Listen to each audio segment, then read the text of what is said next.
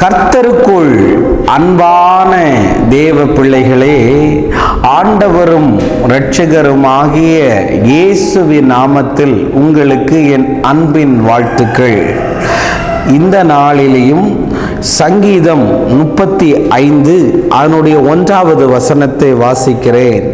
கர்த்தாவே, நீர் என் வழக்காளிகளோடு வழக்காடி என்னோடு யுத்தம் பண்ணுகிறவர்களோடே யுத்தம் பண்ணும் என்று எழுதியிருக்கிறத பார்க்க முடியும். தாவீது தன்னுடைய வாழ்நாளில இப்படி ஒரு வார்த்தையை சொல்லுகிறார்: என்னோடு வழக்காடுகிறவர்களோடு நீர் வழக்காடும் என்று.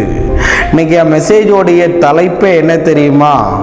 உனக்காக வழக்காடுவார் என்று நான் பேசுகிறேன்.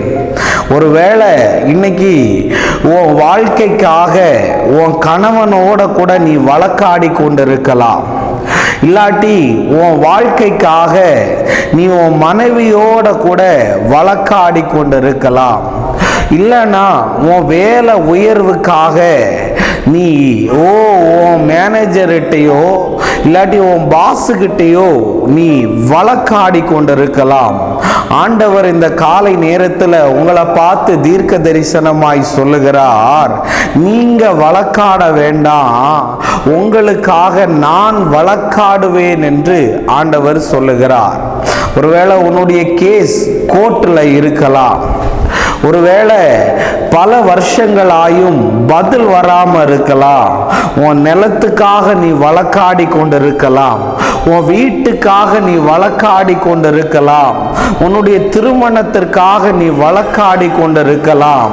வரவேண்டிய பணத்துக்காக பேங்கா ஆபீஸா நீ அலைந்து கொண்டிருக்கலாம். தேவன் இந்த காலை நேரத்தில் சொல்றாரு: நான் உனக்காக வழக்காட போறேன்னு. நம்ம ஊர்ல உள்ள வக்கீல் எல்லாம் நல்ல வக்கீலா இருப்பாங்க. அப்ப சொல்லுவாங்க, நான் எதிர்கட்சிகளோட வாதாடணும்னா எனக்கு இவ்வளவு பணம் தரணும், நீங்கள் இந்த மிஸ்டேக் எல்லாம் பண்ணியிருக்கீங்க, இது எல்லாத்தையும் நான் மாத்துறதுக்கு எவ்வளவுதான் தன்னுடைய குற்றவாளி சைடு தவறு இருந்தாலும் அந்த வழக்கறிஞர் போய் வாதாடும் போது இவருக்கு சப்போர்ட்டாக தான் வாதாடுவாங்க. ஒரு வழக்கறிஞரே தான் குற்றவாளி என்று தன்னுடைய பிரதிநிதின்னு தெரிஞ்சும் அவனுக்கு விடுதலை வாங்கி கொடுக்க வழக்காடுவார்னா, நீதியுள்ள நியாயாதிபதியா இருக்கிறவர் உன் விஷயத்துல கண்டிப்பா வழக்காடுவார். அடுத்து என்ன வார்த்தை சொல்லி இருக்கிறது பார்த்தீங்களா? உன்னோடு யுத்தம் பண்ணுகிறவர்களோடு நான் யுத்தம் பண்ணுவேன். ஆண்டவர் அதான் சொல்றாரு. உன் மனைவி உன்னை பார்த்து சண்டை போட்டுக்கிட்டே இருக்காளா? உன் கணவன் உன்னை அடிச்சு துன்பப்படுத்திக்கிட்டே இருக்கிறானா?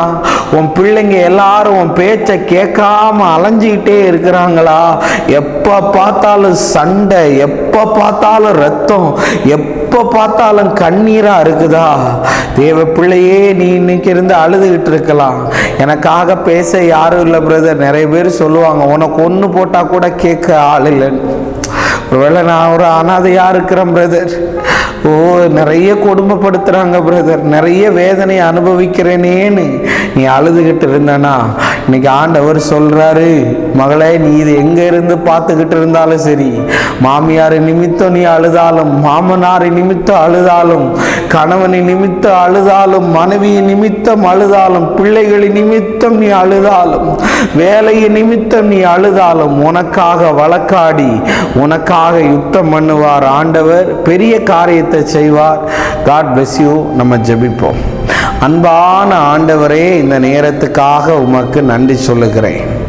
ஆண்டவரே, இந்த பிள்ளைகளோடு கூட தேவன் வழக்காடி தடைகளை எல்லாம் மாற்றி அற்புதத்தை செய்யும்படி அடியான் ஜெபம் பண்றேன்.